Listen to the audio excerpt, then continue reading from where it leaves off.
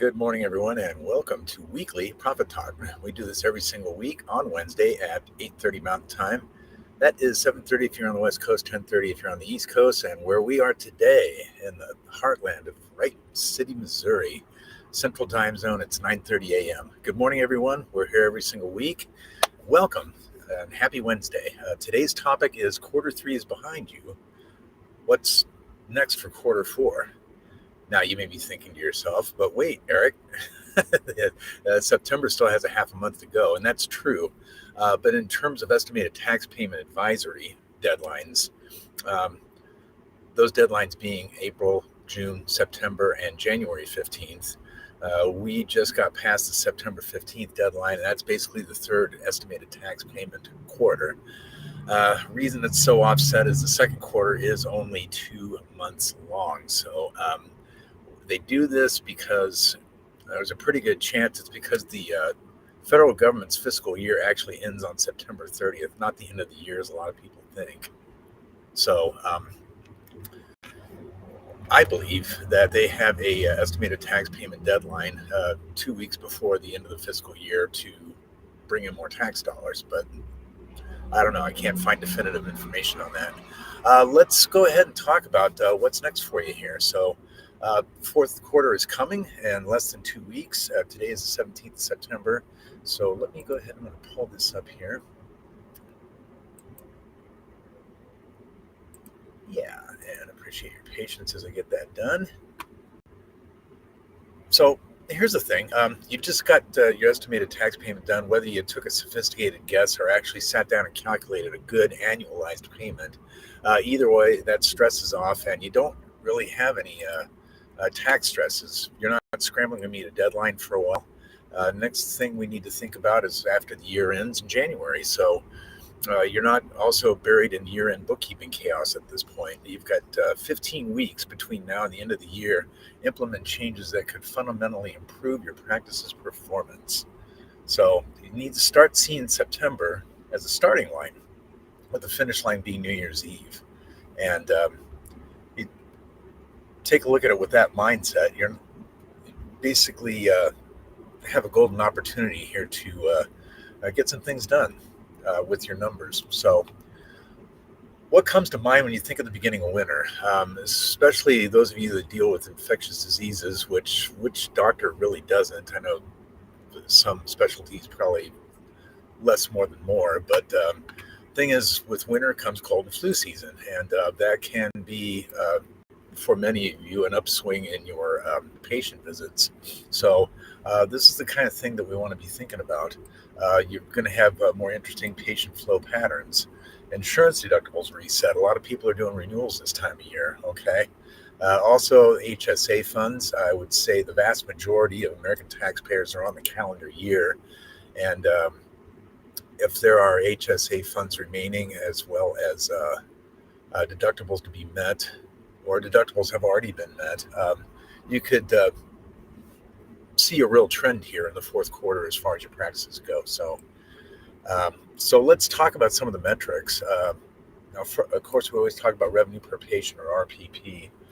Um, if you take a look at the third quarter and your RPP is down from the second quarter, then chances are you've got a billing efficiency problem, as an example. If your patient volume increased, but your total revenue remained flat, then something else is going on. You're working harder for the same money. It's probably something to do with overheads. Neither situation is ideal. And by the way, we want to talk about tax reform a little bit. They got that signed in the middle of a year. Some things are going into effect this year, some in 2026. Bonus depreciation is back. And if you placed a asset into service after Inauguration Day, they did that on purpose, by the way. So if you just bought an x-ray machine and you put it into service on January 22nd of this year, and you are in a high net income situation where you're wondering what to do about your taxes, you can possibly write that entire x-ray machine off, subject to income qualifications and other limitations. But there's three different ways where you might be able to reduce your tax bill dramatically. And it's the kind of thing that you should reach out to us for help for if you do have any questions. So, uh, revenue trends and cash flow, excuse me if I can say it. um, we talked about operating margin a little bit, which is basically that is your revenue minus your overheads. And it is basically a division problem. So what you want to do is take your gross revenue and divide it into your expenses, or excuse me, divide that into your net income. Um, and that would be your operating margin. It should be a percentage, and it should definitely be over 20. Okay. What percentage of your revenue is actually staying in your practice after covering expenses? Okay. Uh, and then the third metric, and always important, your days in accounts receivable directly affects your cash flow. What do your claims receivables look like? Are you hitting a average days in AR of 53? That sounds pretty good to a lot of you. Actually, if you can break 60, once you're over 90 days, your odds of actually collecting your claims go down as the number of days in AR increase. So that is the thing that you definitely want to take a look at too. If your collections slow down over the summer, your winter is going to be brutal. But if you can get it fixed in this month or October, then it could become your strongest financial quarter. So